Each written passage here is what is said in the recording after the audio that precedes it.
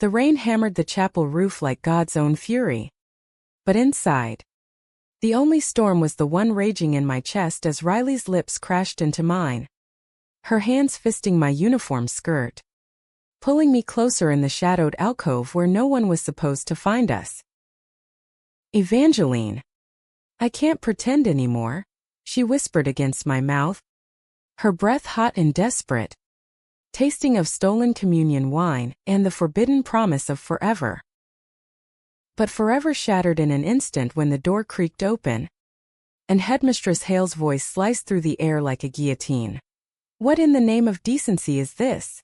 That was the night our world ended at Hawthorne Academy, tucked away in the misty hills of rural Vermont, where the autumn leaves bled red against the stone walls like accusations. I was 17. All sharp edges and unspoken dreams, with auburn hair that frizzed in the humidity and green eyes that hid too much.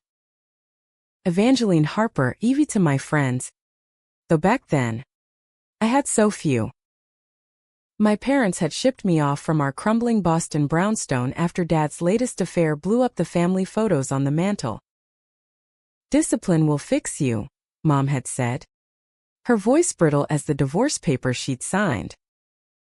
Hawthorne was for girls like me, legacies of old money, or the daughters of the newly rich, all pretending we weren't cracking under the weight of expectations.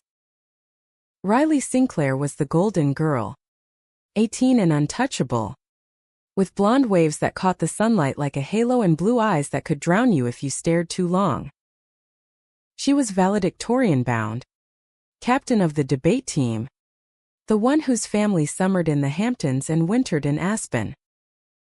We met in English Lit, dissecting Emily Dickinson's Wild Nights while our knees brushed under the scarred oak desks.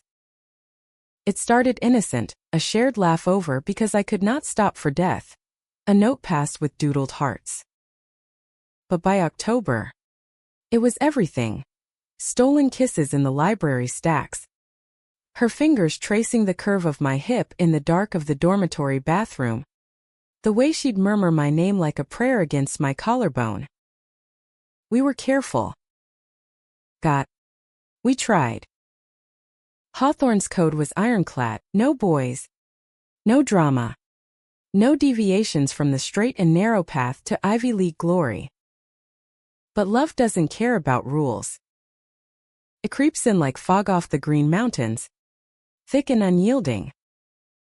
That night in the chapel, we'd snuck in after curfew, the stained glass saints watching us with painted judgment. We'd planned to just talk, to map out a future beyond these walls, maybe Vassar for me, Yale for her. Weekends in New York where we could hold hands without whispers. But the air was electric, charged with the ache of another day pretending, and one touch led to another until we were lost in each other. Headmistress Hale didn't scream. That would have been merciful. Instead, she stood there in her starched blouse and pearls, her face a mask of disappointed piety. "Miss Harper. Miss Sinclair. My office." "Now." Riley pulled away first, her hand lingering on mine for one last squeeze before the cold Vermont night swallowed us whole. The walk to the admin building was silent, rain soaking our blouses to translucence, my heart pounding like it might crack my ribs. Inside, under the harsh fluorescence, Hale's disappointment was a weapon. "This indiscretion cannot stand. Your parents will be informed. And Riley, your scholarship. Consider it in jeopardy." My mom arrived the next morning, eyes red-rimmed from the drive, smelling of stale coffee and regret. "Evie, what were you thinking? This isn't you." But it was me, the real me. The one I'd buried under pleated skirts and perfect grades. Riley's father, a Wall Street shark with a jaw like chiseled granite, flew in on a private jet.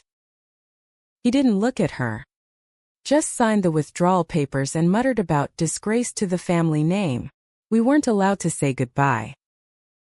They packed my bags while I sat on the edge of my bed, staring at the Polaroid we'd hidden in my copy of the bell jar. Us, arms linked on the quad, grinning like we owned the world. Riley was gone by noon. I heard whispers in the dining hall. Expelled, they said. Her future torched. I waited for a letter. A call? Anything. Nothing came. The betrayal stung worse than the separation. Had she told them? Denied it to save her skin? In the empty weeks that followed, I wandered the fog-shrouded paths, Dickinson's words looping in my head. The heart wants what it wants, or else it does not care. My heart didn't care about the sideways glances or the counselor's awkward talks about healthy attractions. Just wanted her back. Graduation came like a fever dream. I clawed my way to a half-scholarship at NYU, studying journalism because words were the only weapons I had left. New York swallowed me whole, its subways rattling like unanswered questions, its skyline a jagged reminder that some things couldn't be fixed. I dated men. Because that's what you do. Coffee dates in Soho cafes. Awkward kisses in Alphabet City bars. They were nice enough, but their hands felt wrong. Their laughs too loud. Riley haunted me in fragments, a blonde head in a crowd, a laugh echoing from a passing cab. I wrote articles for Indie Mags, profiles on queer icons and forgotten scandals, pouring my ache into ink. By 27, I was a mid-level editor at Pulse Media, a glossy lifestyle rag in Midtown, churning out pieces on empowered women, while nursing hangovers and half-hearted flings. 10 years blurred like rain on a window. Then, one gray October morning, exactly a decade from that chapel kiss, my world tilted again. I was nursing a lukewarm latte in the bullpen, scrolling through pitches, when the elevator dinged and the office went still. Whispers rippled like aftershocks. Holy shit! That's Riley Sinclair, the new EVP. I looked up, and there she was, striding in like she owned the marble floors. Navy suit tailored to her runner's frame, hair pulled into a sleek chignon that screamed power. Our eyes locked across the chaos of ringing phones and clacking keyboards. Blue on green. Storm on sea. She didn't flinch, didn't smile, just nodded curtly to the cluster of execs fawning over her and vanished into the corner office. I bolted to the bathroom, splashing water on my face, staring at the woman in the mirror, freckles faded but stubborn, green eyes wide with panic. How? Why?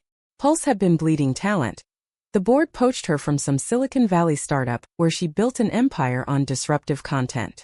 Betrayal number 2. She'd risen while I'd scraped by. And now she was my boss. My direct report. If the org chart was right. Lunch was torture, colleagues buzzing about her killer resume, how she'd revolutionized the mag. I forced down a salad, fork trembling, memories flooding, her breath on my neck, the way she'd hum show tunes in the shower we'd shared in secret. The all-staff meeting was at 2, in the glass-walled conference room overlooking Bryant Park. I slunk in last, claiming a seat in the back row, heart jackhammering. Riley took the podium, all poise and projection, her voice a velvet blade. Pulse isn't just surviving, it's evolving. We're ditching the fluff for stories that matter, raw, real, unapologetic. She scanned the room, pausing on me for a beat too long. Evangeline Harper, I've read your work. That piece on the Stonewall anniversary? Brutal honesty. We need more of that. Applause erupted. But I felt exposed, like she'd stripped me bare in front of the whole damn company. After, she summoned me. My office. 5 minutes. The walk felt like that night in Vermont, dread coiling in my gut. Her space was minimalist chic. White orchids on the desk. A single frame of her with some faceless suit at a gala. No trace of the girl who traced sonnets on my skin. "Sit," she said, gesturing to the leather chair opposite. Close. The changes hit hard. Fine lines at her eyes from boardroom battles. A scar on her lip from God knows what.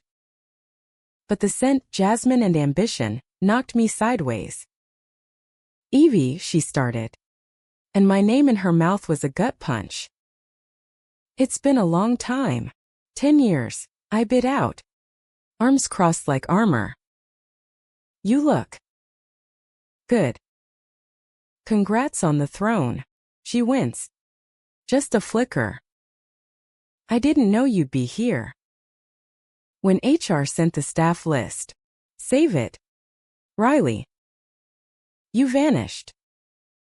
No note. No call. I thought you hated me. Or worse, blamed me." Her fingers drummed the desk. "Tell I'd forgotten. I didn't hate you. Ever. My father. He pulled strings. Made it look like I confessed to protect the family image. Hawthorne expelled you to make an example. But I took the fall publicly. It was the only way to keep you safe." "Safe?" I laughed. Bitter as black coffee. "You call radio silence safe?" I waited. "Riley. Months. Years." She leaned forward. Elbows on glass. "I tried once. A letter to your mom's place. It came back. Returned to sender. Your family moved. Cut ties. I figured you'd moved on. Built a life. And you? What? Conquered the world and forgot the girl you left in the rain." Her eyes softened. The mask cracking. "I never forgot. Not a day. But climbing here meant burying parts of myself. Dates with men who bored me. Mergers that felt like betrayals. All to prove I wasn't broken." The air thickened. Charged like that chapel night. I wanted to hate her. To walk out and slam the door. But my body remembered the curve of her waist. The soft hitch in her breath when I kissed her throat. "Why now? Why this?" "Because seeing you. It woke everything up. We can't go back. Evie. But maybe." "No." I stood. Chair scraping. "You're my boss. This is a minefield." She rose too. Close enough that I could see the pulse at her neck. "Then let's defuse it." "Dinner. Off the clock. Neutral ground." I should have said no. But as I fled down the hall, her voice echoed. 8 o'clock. The Low Boathouse. "Don't make me chase you again."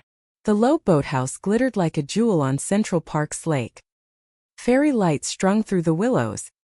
The air crisp with the promise of fall. I arrived early. Nerves frayed. Twisting a cocktail napkin into shreds while waiters glided past with trays of oysters and champagne flutes. What was I doing? Crossing this line could torch my career. HR nightmares. Whispers in the break room. The whole fragile scaffolding I'd built crumbling. But Riley Sinclair had always been my Achilles heel. The one temptation I couldn't rationalize away. She swept in at 8 sharp. Shedding her coat like a second skin.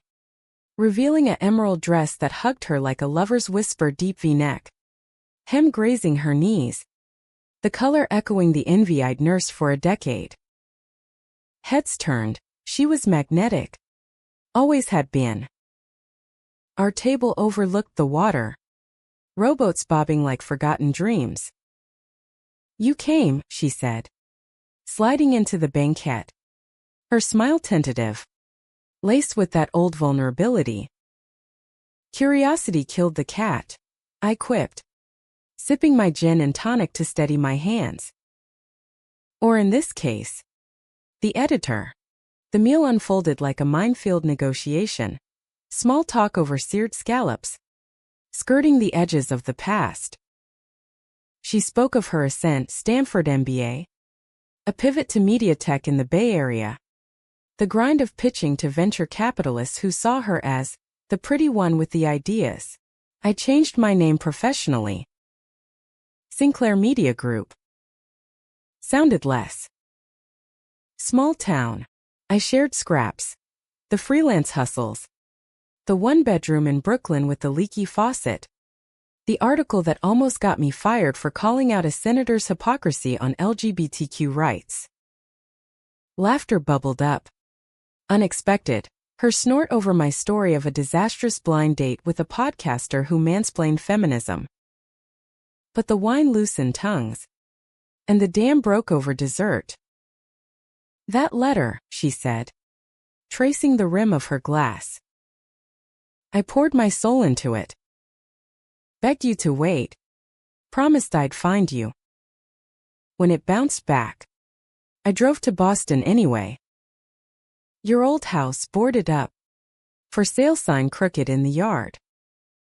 I sat in my rental car till dawn, crying like an idiot. My throat tightened. Mom dragged me to Philly after.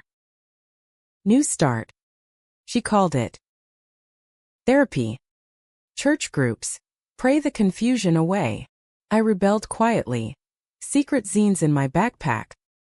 Hookups in Philly dive bars that left me emptier. By NYU. I'd armored up. Dated a guy named Theo for 2 years. He proposed, I said no. Couldn't lie anymore. Riley's hand inched across the table. Fingertips brushing mine. Electric. I'm sorry. Evie.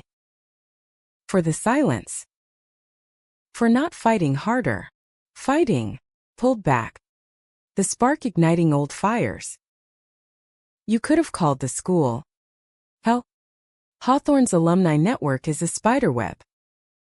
But you didn't. And now you're up there. Queen of the corner office. While I'm slinging copy for ads about kale smoothies. Her face hardened. The exec mask slipping back. You think it's easy? Every promotion. I wondered if you'd hear about it. Wondered if you'd hate me more. And the betrayal. Got. Evie. My father leaked it to the press.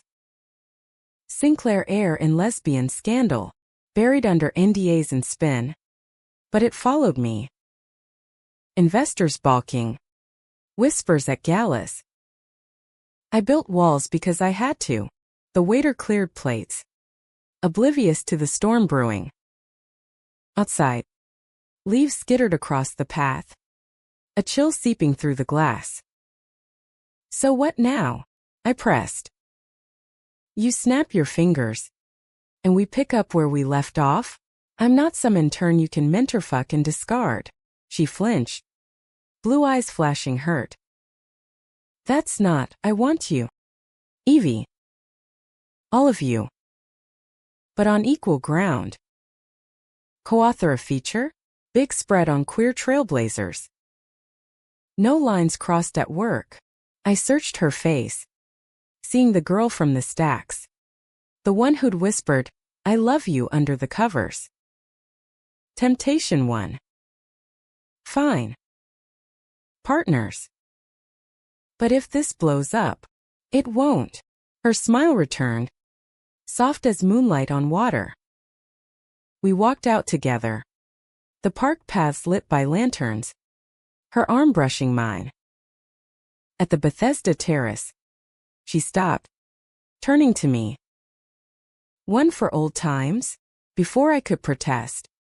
Her lips were on mine, gentle. Questioning. Tasting of Merlot and memory. The world narrowed to that kiss. The city hum fading. Just us under the stars. My hands found her waist. Pulling her closer. And for a moment, the decade dissolved. We tumbled into my Brooklyn walk-up like teenagers, shedding coats and inhibitions in the hallway. Her dress pooled on the floor, mine following, skin on skin in the dim glow of street lamps filtering through cracked blinds. She was softer now, curves earned from life. But the urgency was the same, nails raking my back, gasps echoing off peeling wallpaper. "Evie," she moaned, my name a talisman as I mapped her body with lips and tongue, rediscovering freckles I'd memorized in dreams. We moved like a storm, fierce and unyielding, climaxing in a tangle of sheets that smelled of lavender detergent and long-buried longing. Dawn crept in gray and unforgiving. She traced lazy circles on my stomach, head on my chest. "This could be us," she murmured. Real. No hiding. But reality intruded with my alarm. Another day at Pulse. Deadlines looming. We dressed in companionable silence, stealing kisses over coffee. To the office. We played it cool. Nods in the hall. Professional emails CC'd to the team. The project ignited, brainstorming sessions in her office. Doors cracked. Ideas flying like sparks. Queer Women Who Shaped NYC, we titled it. Profiles on Marsha P. Johnson. Audre Lorde. Woven with modern voices. Colleagues noticed the chemistry. Teased lightly. "You two are killing it." I basked in it. The thrill of creation. Of us. Weeks blurred into a rhythm. Late nights at her Upper East Side penthouse. Views of the Chrysler Building. Takeout from dim sum spots. Mornings tangled in Egyptian cotton. Her laughter filling the spaces I'd kept empty. She was tender. Tentive. Quoting Dickinson over brunch. Wild nights, were I with thee. I let myself fall. Hard and heedless. Dreaming of cohabitation. Of a life beyond bylines. The crack came subtly. A hairline fracture. A company retreat in the Hamptons, team building on the beach. Bonfires and rows. Riley was in her element, charming the C-suite. But I caught her deep in conversation with a venture guy. Harlan something. His hand lingering on her arm. Later. Over Esmeralda. She pulled me aside. "Evie. The board's pushing expansion. Harlan's firm could fund it, millions." "Great," I said, forcing enthusiasm. "Pulse goes global." Her hesitation was a red flag. "It means travel. 6 months in London. Maybe more." Closing the deal. The words landed like punches. "And us. Temporary. We'd video. Fly weekends. I've done long distance before. Before me. When you vanished. Jealousy coiled. Ugly and hot. Is this why? Climb the ladder. Leave the mess behind." "No." She grabbed my hand. Voice low. "It's business. You know me. I know you disappear when it gets hard." The bonfire crackled, casting shadows on her face. I stormed off. Sand gritty underfoot. Tears blurring the waves. Back in the city. The office turned toxic. Snide emails about delays on our project. Her door closed more often. I poured rage into the draft. Words sharp as scalpels. Betrayal isn't always a knife, sometimes it's a boardroom handshake. She called me in. Face drawn. "Evie. This tone, it's personal." "It is," I shot back. "You're choosing them again. I'm choosing us. Long term." But doubt festered. Late one night. Scrolling her Insta for reassurance, old habit, I froze. A tagged photo from the retreat. Her and Harlan. Arms around each other at a yacht party. Caption. Sealing deals and summer vibes power couple. Power couple? My stomach plummeted. Confrontation exploded the next morning. In her office. Door slammed. Explain this. She glanced. Baling. It's nothing, PR spin. Harlan's married. Evie. It's optics. Optics. Like us was optics at Hawthorne. Hysteria edged my voice. You're doing it again, erasing me for the spotlight. That's not fair. She stood. Pacing. You think I don't feel it? The fear? One wrong move. And I'm the gay exec caricature. Career DOA. So fight for it. For me. Tears burned. Or admit you're scared. She stopped. Back to me. Shoulders rigid. Maybe I am. Maybe this us is the real risk. The words hung. A guillotine blade. Then let it fall. I walked out. The draft abandoned. My key to her place left on her desk. The fallout was biblical. Pulse churned on. But our project withered. Axed in a strategic pivot. Reassigned to a perky junior editor who gushed about fresh angles. Riley avoided me, meetings via proxy. Emails clipped and cold. I buried myself in work. Churning op-eds on resilience. Interviewing activists who'd weathered worse. But nights were war zones, Brooklyn streets echoing with what-ifs. Her jasmine scent clinging to my pillow like a ghost.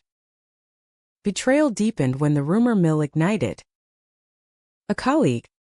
Tipsy at happy hour. Let slip.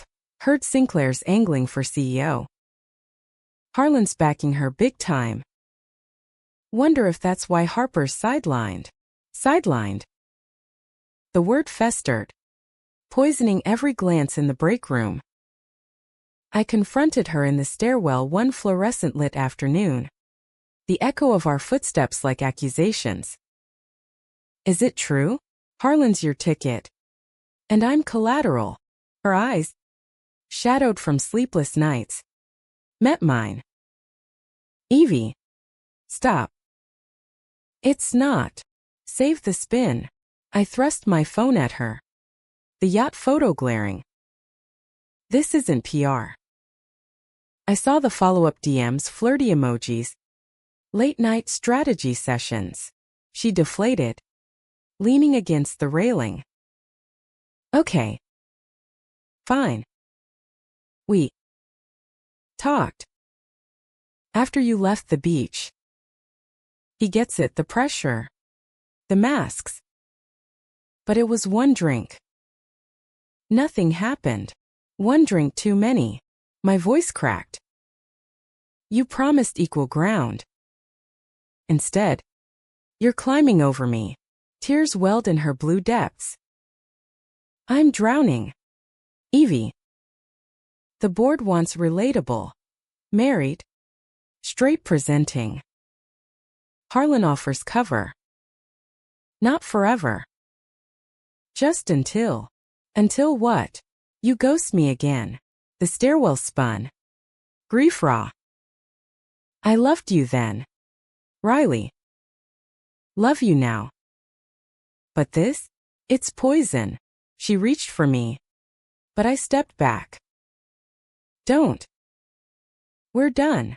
The climax hit 2 weeks later. At the annual Media Moguls Gala, black tie excess in the Waldorf's Grand Ballroom. Chandeliers dripping light like liquid gold. I went for the open bar. Numb in a borrowed red gown that hugged my curves like defiance.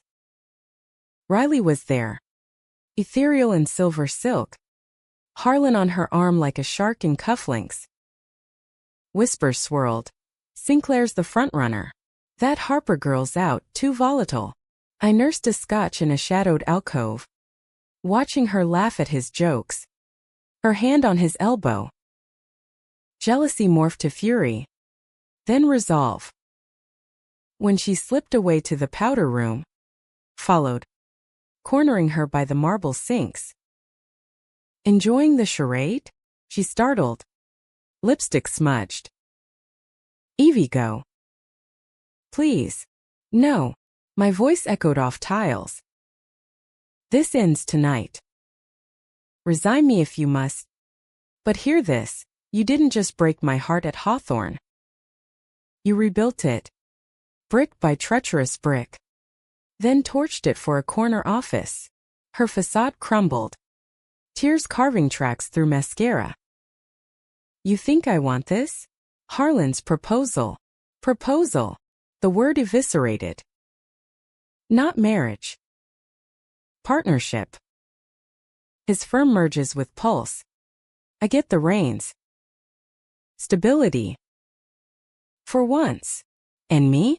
The inconvenient truth. I laugh. Hollow. You're betraying yourself. Riley. The girl who kissed me in a chapel. Who dreamed of wild nights, she's gone. She gripped the sink. Knuckles white. She's not. She's terrified. Of losing everything again. Of loving you and watching it burn. Then choose. The ultimatum hung. The ballroom swing band filtering in like a dirge. Us or the Empire. Silence stretched. Agonizing. Then. Softly. I can't. Not yet. The blade fell. I walked out. Weaving through tuxedos and gowns. The city night swallowing me on Fifth Avenue. Rain slicked the sidewalks. Mirroring that Vermont storm. Cabs honking like mourners. I didn't go home. Couldn't face the emptiness. Instead, I Ubered to the Brooklyn Bridge. The wind whipping my hair. Lights blurring into halos. There. Midway across the span. I screamed into the void. Guttural. Releasing a decade's worth of ache. Pedestrians stared. But I didn't care. This was my reckoning. Love wasn't a fairy tale, it was a gauntlet. Forging or shattering. Months ground on. Quit Pulse. The severance a bitter pill. And freelanced my way west to San Francisco. Where the fog reminded me of Vermont hills without the ghosts. Pitched a book, Hidden Flames, Queer Love in the Shadows of Power. Sold. A quiet hit in indie circles. Raw confessions veiled as essays. Riley's ascent made headlines, CEO at 28. The wunderkind reshaping media. I watched from afar. Toasting her with California Cabernet. Whispering brava to screens that couldn't hear. Then, a year later, an email pinged, untraceable. But her words unmistakable. Wild nights call. But the soul's quiet. I chose wrong. Again. If you're open, coffee, no empires. Just us. Attached, a plane ticket to New York. Open-ended. I stared at it for days. Heart a battlefield. Humanistic endings aren't tidy bows. They're the grace in letting go. Or reaching again with scarred hands. I booked the flight. Not for closure. But possibility, the kind that honors the girl in the chapel. The woman in the boardroom. The love that endured despite the storms. To FK. She waited. No suit. Just jeans and a sweater. Hair loose and wind-tousled. No Harlan. No board. Just Riley. As hopeful. Hand extended. Hi. Hi. I took it. Fingers lacing. The cab ride was silent. Comfortable. The skyline unfolding like an old friend. Over coffee in a nondescript diner, greasy spoons and bottomless mugs, we talked. Really talked. Of therapy, hers. Post-breakdown. Of mending family rifts, mine. With mom's halting apology. Of the quiet rebellion. Her coming out memo to the board. Stock dip be damned. I'm stepping back, she said. Stirring sugar into black Incubator for queer creators. Your book inspired it. And you, as vulnerable. She smiled. That old crooked one. I'm yours. If you'll have me.